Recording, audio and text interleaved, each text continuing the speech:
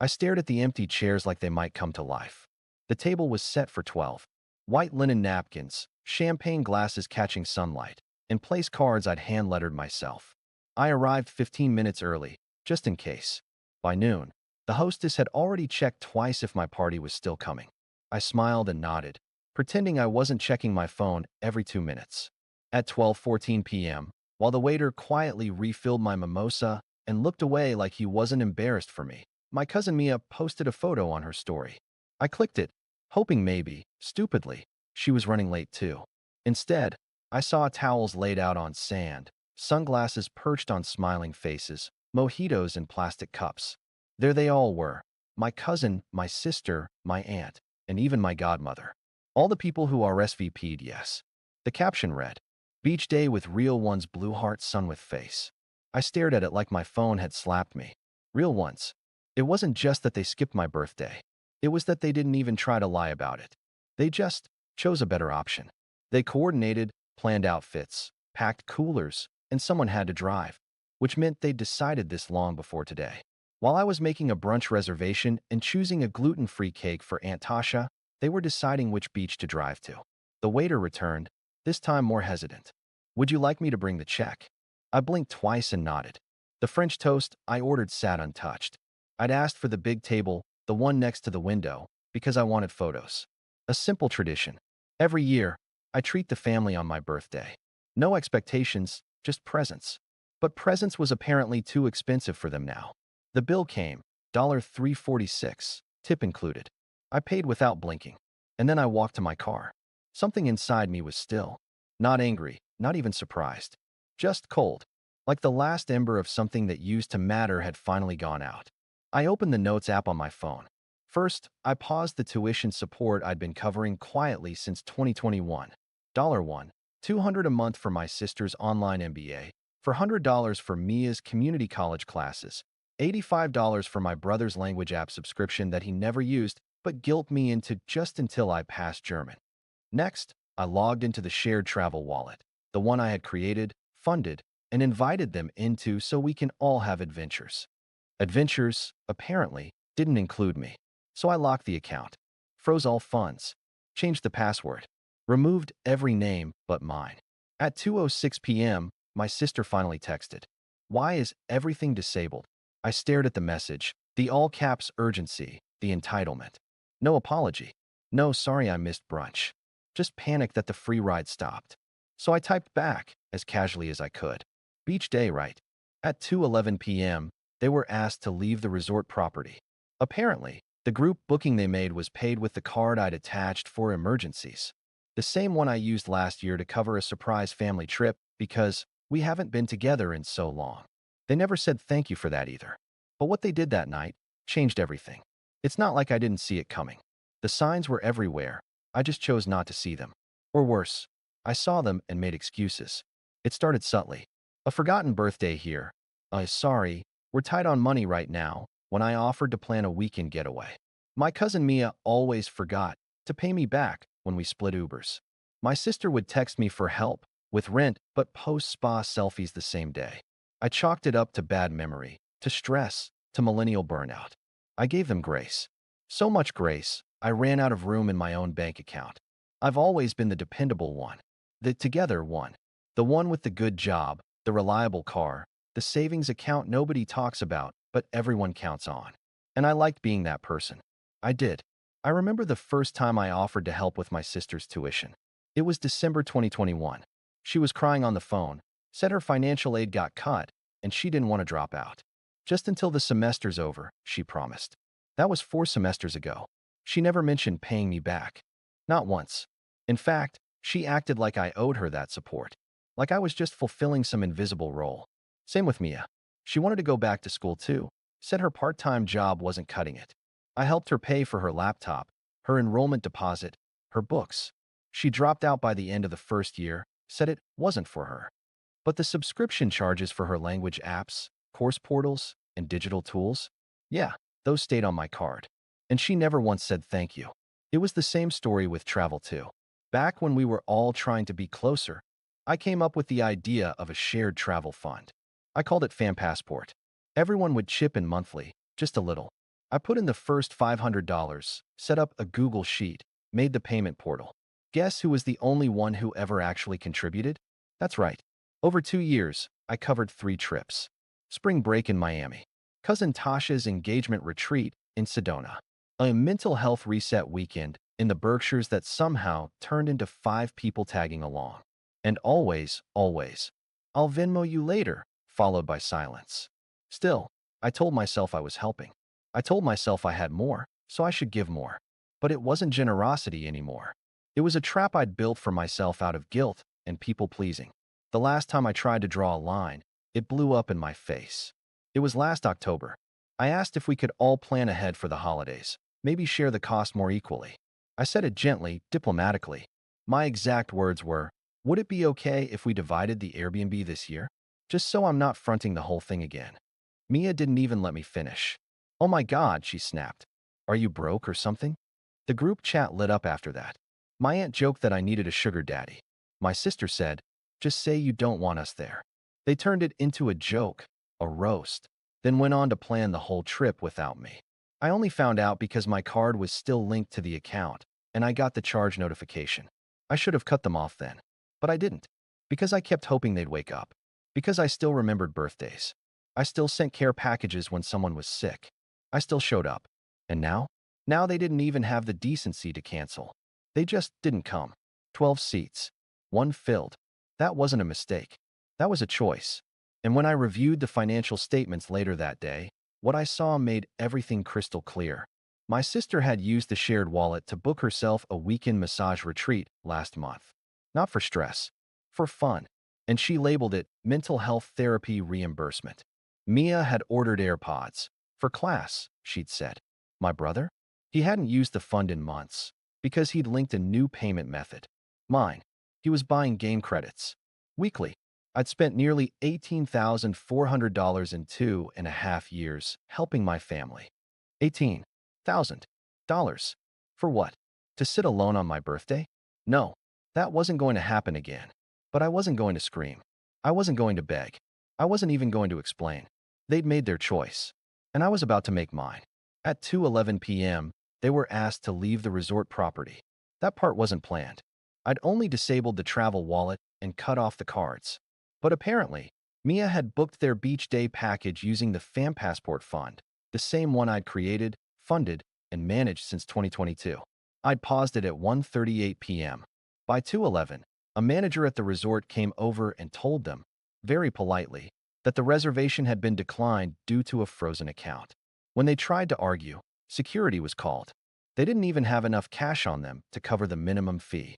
I know because I got a screenshot from the hotel staff. One of them, my aunt's friend who works front desk, texted it to me with a single line. Did you mean to do this? Because wow. I didn't respond. Not then. But that night, the group chat exploded. At first, it was confusion. Mia, guys, did the card just decline for everyone? My sister. The room was canceled. WTF is going on? Then came panic. Aunt Carla, why is the travel wallet locked? I'm stranded with no lift money back. Then rage. Tasha, you couldn't wait until after the trip to throw a tantrum? This is low. And then, finally, the explosion I'd been waiting for. My sister, queen of entitlement, texted me directly. Not a word of apology. Not a hint of guilt. Just fury. What is wrong with you? Everything is disabled. You embarrassed us. So I responded. For words. Beach day, right? Nothing after that for an hour. Then, all at once, my phone lit up like a war zone. First Mia. Voice message. Screaming. Then Aunt Carla. We've always been there for you. Tasha. We're family. You don't just walk away from family like that. I could have ignored them. Instead, I opened the chat and went live. Yep, live. I clicked video, held my phone up, and hit record. Me, sitting on my couch. Alone. Calm. Not angry. Just done. Hey, I said, my voice level. I saw the messages.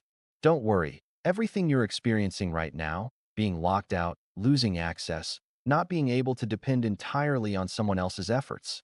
It's not permanent. Just unfamiliar. I paused. But you'll adjust. Like I did. When you all abandoned me on my birthday. The chat went quiet. I kept going. You knew. You all RSVP'd. You clicked yes. I called, I texted. Not one of you canceled. But you did coordinate a beach day. So don't tell me this was a miscommunication. I flipped the camera around, showed the untouched birthday cake still in its box on my kitchen counter. I paid for 12 seats. 11 stayed empty. Then I flipped it back. You want to talk about what's wrong with me? I'll tell you what's wrong. What's wrong is that I let this go on for years. Let you use me. Let you treat me like your personal bank account, your emotional support sibling, your backup plan. A new message popped up. Mia is typing. I didn't care. I leaned forward. You don't get to scream at me for pulling away. You pushed first. I just finally got out of the way. And then I ended the call. No screaming. No drama. Just the cold, unmistakable sound of a door locking. 20 minutes later, my mom called. She hadn't been on the beach trip, but she'd heard. And for the first time in my adult life, she didn't sound neutral. She sounded scared. Sweetheart, she said carefully, I think you might be overreacting. There it was. The family anthem. Minimize. Deflect. Guilt. I stayed silent. Look, I know they were wrong, she continued. But this is a bit extreme. Is it? I asked. Because I thought showing up alone to my own birthday while everyone else played in the sand without even telling me was a bit extreme too. She didn't have an answer to that. So I hung up. But the final hit didn't come until the next morning. At 6:37 a.m., my sister posted on Instagram. A black screen. White text. It's sad when your own family turns on you. All because you went to the beach. People change. Money changes them more. The caption was worse. When you stop funding their fragile egos, they lash out. I wish healing for everyone hurting. Healing? I opened my laptop, logged into our shared document folder, the one I used to manage their tuition, expenses, subscriptions. And I cleared my access. All of it. Gone. Then I drafted a simple email. Subject: moving forward. Family. As of today, I am no longer providing financial support. This includes tuition payments, subscriptions, travel expenses, or emergency funds. Any debts owed to me are officially forgiven. I am not seeking repayment. I am seeking peace. Please do not contact me unless it is to acknowledge this boundary. With love, but also with limits. Me. I hit send, sat back, and exhaled. After the email, silence fell like fresh snow. Cold, clean, unfamiliar. And for the first time in years, it felt like I could breathe. No more panic texts at 2 a.m. No, hey, can you float me till Friday? No guilt-drenched emoji bombs in the family group chat. Just nothing. At first, it was unsettling. My whole identity had been tied to being the responsible one. The problem solver. The emotional sponge. The you-know-he'll-handle-it guy. But in the stillness, I started to hear myself again. The first thing I did? I bought a whiteboard. Sounds silly, I know, but I hung it in my kitchen and wrote in huge letters. You don't owe anyone access to your peace. Every morning, I made coffee, looked at that whiteboard, and reminded myself, boundaries aren't punishment. They're protection. In the first 2 weeks, only 2 people reached out. My mom. And surprisingly, Mia. Mom's call was classic. Soft voice, cautious tone, trying to mediate. Sweetheart, she said, they feel terrible. Your sister cried all night. She cried because the wallet closed. I replied. Not because she missed my birthday. There was a pause. You're not wrong, she admitted, barely above a whisper. But maybe don't burn it all down. I looked at my empty cake box sitting in the kitchen corner and exhaled through my nose. I didn't burn anything, Mom. I just stopped rebuilding pouring from an empty cup. She didn't call again. But Mia did. Or rather, she texted. I know we screwed up, but was it really worth nuking everything? I didn't respond. A week later, a new message. You're punishing everyone for one mistake. I laughed bitterly. One mistake?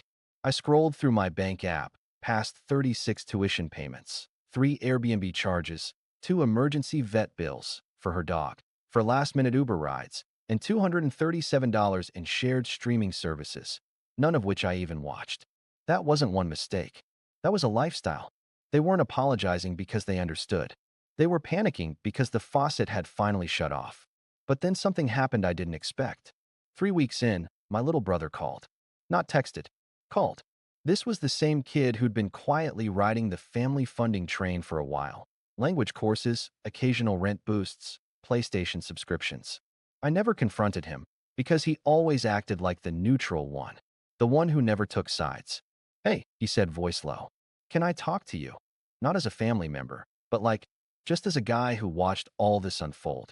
Sure, I said, surprised. You were right, he said after a beat. We all got way too comfortable. Especially me. I stayed silent. I think. We forgot you were a person, he continued. We just saw the card, the ride, the safety net. Not you. There it was. The first real thing anyone had said. That's not your fault alone, I told him. I trained all of you to treat me that way. He exhaled. Still, I just wanted to say it before I lost the chance. I didn't cry, but I felt it. Like a deep ache finally being acknowledged. We didn't talk long, but it was the first conversation that didn't feel like a performance. A few days later, I got a letter in the mail. Handwritten. No return address. It was from Aunt Carla. Inside, 3 lines. You were the glue. We took it for granted. I'm sorry. It didn't fix things. But it landed. And then came the photo. Sent by a family friend. It was a group dinner at Tasha's house. My sister, Mia, a few cousins. The caption said, Cousins Night, like old times 2 hearts. But it wasn't like old times. They looked fractured. Not fake happy. Just hollow. And that's when I realized something. They weren't grieving me. They were adjusting to life without the support, the stability, the convenience, the free upgrades to their lives. But now, they had to face their own weight. I went on with my life. Started therapy. Began painting again. Said yes to invitations I usually declined because I was too tired from handling everyone else's mess. I booked a solo trip to Iceland. Spent 2 nights in silence by a black sand beach. Just me, the waves, and the wind. And for once, I didn't think about who needed me back home. Because nobody did. And that wasn't tragic. It was freedom. It's strange how quiet the world gets when you stop answering the wrong people. 6 months. That's how long it's been since the brunch. Since the frozen champagne glasses. Since the 11 chairs stayed empty while I sat there, trying to pretend I wasn't watching the clock tick toward humiliation. I used to think family was a kind of blood contract. That you owed them your loyalty, your energy, your silence. No matter how many times they forgot you, drained you, mocked you. I thought being good meant being useful, being helpful, being available. Now I know better. Family isn't who laughs when you're footing the bill. Family is who shows up when there's no camera, no credit, no gain. When I sent that email cutting off support, I didn't just close my wallet. I closed the chapter where I lived at everyone else's mercy, where I sat at the emotional kiddie table, swallowing guilt with every bite, where I kept saying yes, hoping they'd one day say thank you. They never did. But that's not what broke me. What broke me was realizing they didn't even notice I was hurting.